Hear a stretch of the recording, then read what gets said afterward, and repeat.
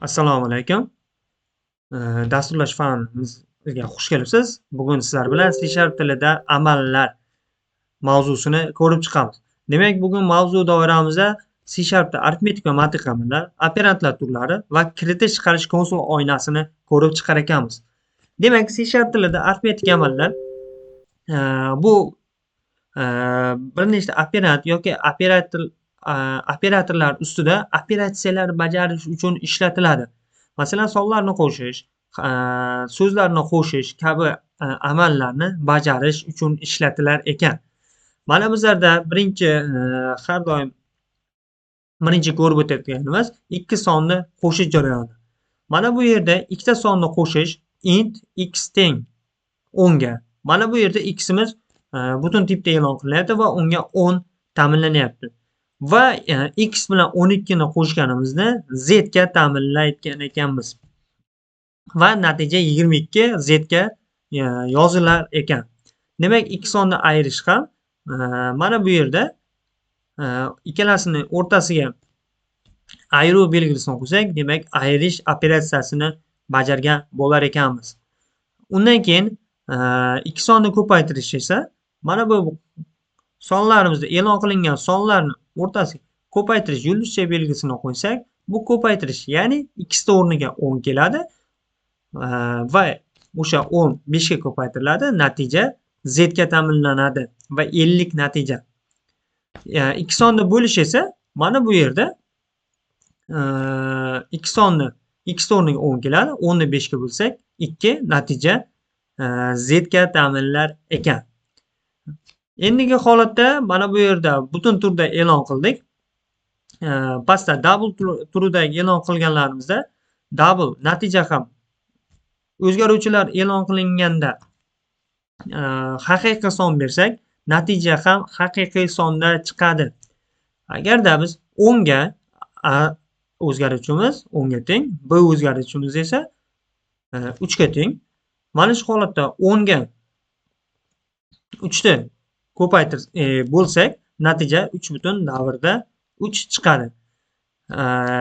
Bir narsani bilish kerak. Bo'lish paytida ikkala operand ham butun sonni ifodalasa, natija ham butun bo'ladi. Ya'ni nima demoqchiman? Mana bu yerda double o'rniga int, mana bu b-ni tipini ham int beradigan bo'lsam, 10 ni 3 ga bo'lganimizda natija c ga 3 ta'minlanib qolar edi. Keyingi holatda mana bu yerni ko'rishimiz mumkin. 10 ni 4 ga bo'lganimizda boyagi aytgan qoidaga asosan 10 ni 4 ga bo'lsak, o'zi bilamiz, hayotda 2,5 chiqadi. Lekin ikkala tur ham 10 ham 4 ham butun tipda deb qabul qiladi dasturlash tili. Demak, 10 ni 4 ga bo'lganda z ga 2 ni ta'minlanadi.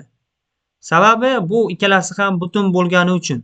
Agarda biz 2,5 natija chiqarmoqchi bo'lsak, 10 ni 4 ga bo'lgan 2,5 natija chiqarishimiz uchun 10 butun 0 dan 100 dan 0, 4 butun 100 dan 0. Ikkalasini ham 4 ga 10 da 4 ga bo'lganimizda mana shu holatda natijamiz 2,5 chiqadi. Mana ko'rib turibmiz, bu haqiqiy tipdagi sonlari ko'rinishi. Lekin ikkalasi ham bu son bilan ham bu son ham ikkalasi ham ko'rib turibmiz bir-biriga teng. Endi ikki sonni bo'lishda qoldig'ini olish jarayoni. Bizlarda qoldiqni olishimiz uchun foiz belgisidan foydalanamiz. X ta o'rniga 10 keladi va 10 ni 4 ga bo'lganda qoldig'imiz 2 chiqar ekan. Demak, keyingi amallarimiz bitta operand qatnashgan amallar prix inkrement deyiladi. Bu plus x ko'rinishida yoziladi. X o'rniga ixtiyoriy o'zgaruvchi bo'lishi mumkin. Xohlasa x, y bizlar o'zimiz oldindan bergan o'zgaruvchilarni qo'yishimiz mumkin.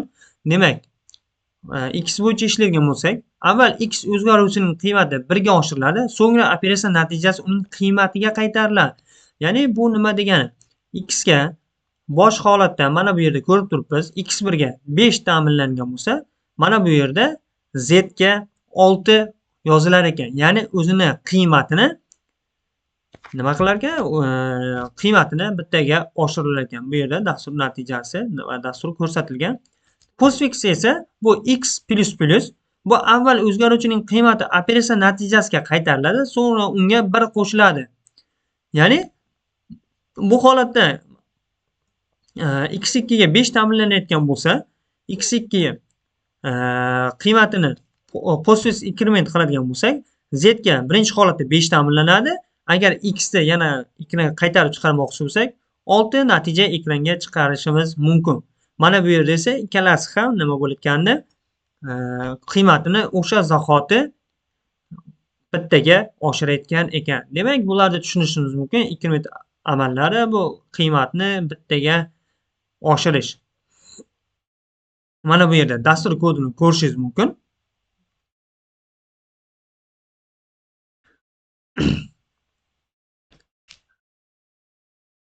Bu yerda ham o'sha prefix inkrement amali. Demak, undan keyin decrement amali bor.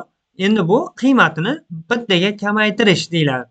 Endi bizlarda ham xuddi postfix inkrement va prefix inkrement kabi amallarga o'xshab, bunda ham prefix decrement va postfix decrement amallarimiz mavjud. Bu yerda prefix incrementimiz minus x ko'rinishda yoziladi. Demak, boya aytganimdek, x o'rniga ixtiyoriy o'zgaruvchi bo'lishi mumkin. Demak, x avval x o'zgaruvchining qiymatini 1 ga kamaytiriladi, so'ngra operatsiya natijasi uning qiymatiga qaytariladi. Mana bu yerda dastur misolini ko'radigan bo'lsak, x1 5 deyiladigan deb e'lon qilingan bo'lsa, prefix decrementdan foydalanib minus x1 deb yozadigan bo'lsak, z o'sha zahotdan o'zining qiymatini 4 ga o'zlashtiradi va x1 ning ham qiymati 4 ga o'zgaradi. Postfix esa xuddi postfix inkrement kabi avval qiymatni bittaga oshirib yozadi va o'zining qiymatini kamaytiradi va o'zining qiymatini ham keyinroq kamaytiradi. Mana bu yerda ko'rishimiz bosh holatda x2 5 deyiladigan bo'lsa, x2 ni postfix inkrement qiladigan bo'lsak, z o'sha zahoti 4 bo'lib qolmaydi. O'sha lekin x2 qiymati nima bo'lyapti? 4 natijani qaytarayotgan ekan. Mana bu yerda dastur misollari mavjud. Buni ko'rib olishingiz mumkin.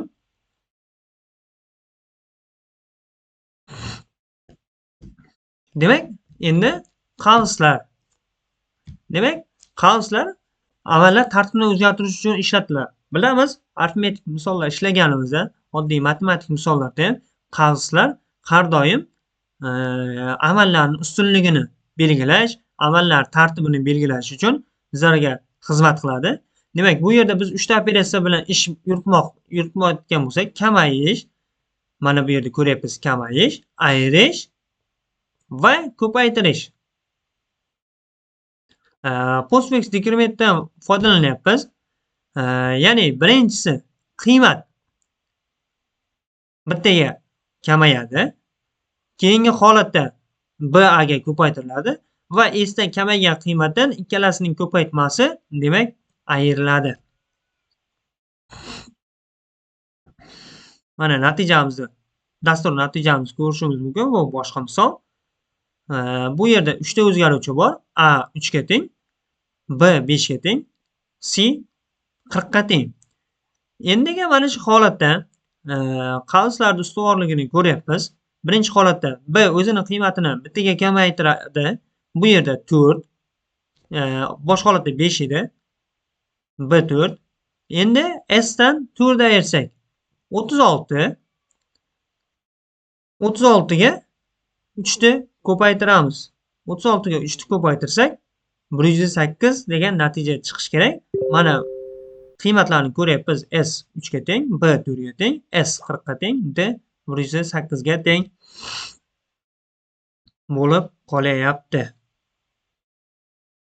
Demak, bizlarda bilan operatorlar ustuvorligi matematikada operatorlar ustuvorligini hammamiz bilamiz.